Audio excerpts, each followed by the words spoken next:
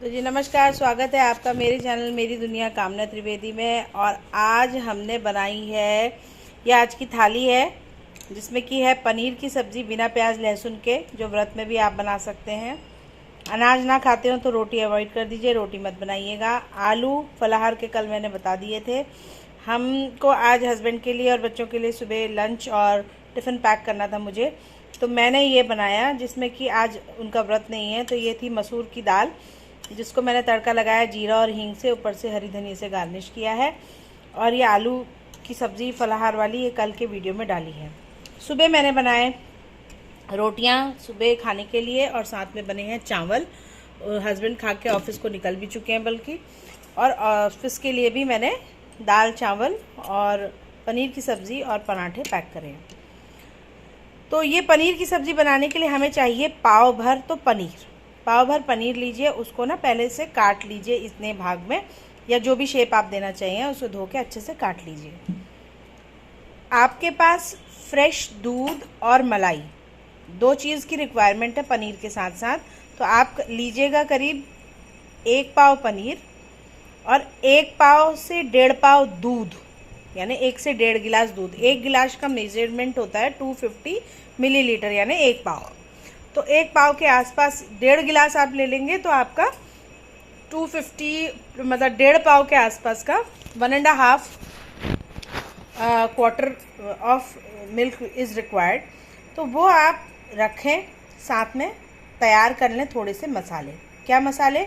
2 तेज़पत्ता, 4-5 लौंग, 4-5 काली मिर्च, 2 छोटी इलायची। तो लौंग, काली मिर्च और छोटी इलायची और 1 बड़ी इलायची। तो जो लौंग है और काली मिर्च है और छोटी इलायची, इसको तो आप खरल में कूट के तब तड़के में डाल सकते हैं, अन्यथा वैसे भी डाल सकते हैं। साथ में चाहिए, ये इंग्रेडिएंट्स बता रही हूँ, आप नोट करते जाइएगा। और साथ में चाहिए पिसे हुए मसाले, जो कि इस पनीर में मैंने डाले। वो क्या चाहिए थे? 1 छोटी चम्मच हल्दी पाउडर, अगर आप हल्दी व्रत में खा रहे हो तो डालें, नहीं खाते हैं कुछ लोग तो वो आप अवॉइड कर सकते हैं। 2 से 2.5 चम्मच धनिया पाउडर और नमक, 1 चम्मच के आसपास मैंने नमक डाला। फ्रेश क्रीम भी हमें 1 कटोरी के आसपास फ्रेश क्रीम भी मैंने लेके रखी थी।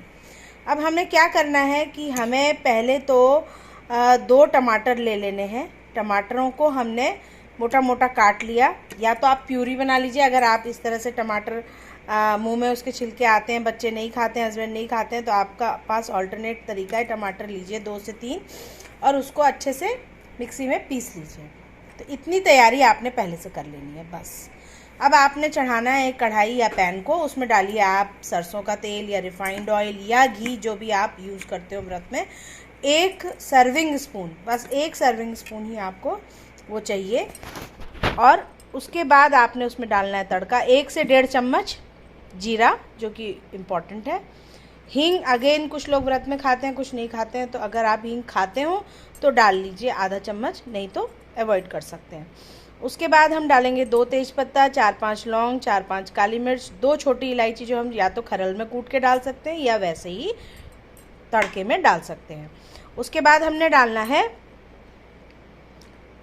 1 बड़ी इलायची, जो साबुती जाएगी बस। उसके बाद हमने जब टमाटर की प्यूरी रेडी करी है या कटे हुए टमाटर रखे हैं 2 से 3, उनको डाल लीजिए, उनको फ्राई होने दीजिए। 1 से 1.5 इंच टुकड़ा अदरक का भी लीजिए, उसको बारीक कद्दूकस कर लीजिए, उसको भी भुनने दीजिए।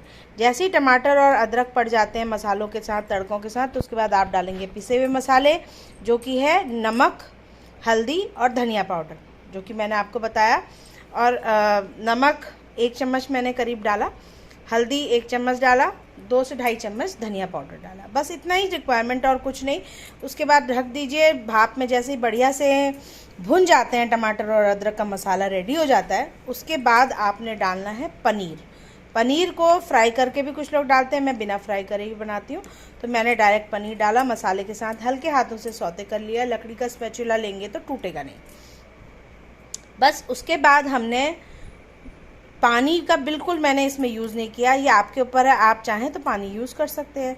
मैंने फिर डाला दूध, 1 से 1.5 गिलास जो दूध लिया था, उसको धीमे से फिर चलाती गई ताकि दूध ये फटे ना। देखिए आप, कहीं भी लम्स नहीं, फटा हुआ कहीं से भी नहीं है। नमक क्योंकि डाल दिया है ना, तो फटने की होती है बात। तो हम उसे चलाते गए हल्के हाथों से और गाढ़ा होने दिया। फिर डाली मैंने मलाई और बस मुश्किल से 5 से 10 मिनट उसको मैंने अच्छे से ढक के पकने दिया और ये सब्ज़ी हमारी तैयार होगी। उसे गार्निश कर लिया हमने हरे धनिया की बारीक पत्तियों से काट के, अपने हिसाब से डालें। अब हम इसे चावल के साथ भी खा सकते हैं, रोटी, पूरी, पराठा, नान के साथ भी खा सकते हैं, या फलाहार खा रहे हैं तो फलाहार की ये सब्ज़ी है तो इसको हम